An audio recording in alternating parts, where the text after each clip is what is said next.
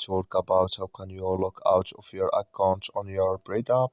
We're going to figure out the solution or know how you can do that on your app.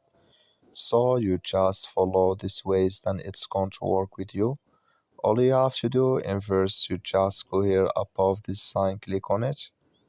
So then it's going to show for you a list like this. Then all you have to do next, you just go down, you click here on settings down here. So then it's going to take you to this list. It's going to show for you like this. Then all you have to do next, you just click here on log out here. So then here automatically when you click on log out, it's going to take you out of your account on your Braid app. So that's all you have to do. That's all. I wish know you're accurate. So you just follow these ways and it's going to work with you. Thank you for watching. Don't forget to support us by liking, subscribe.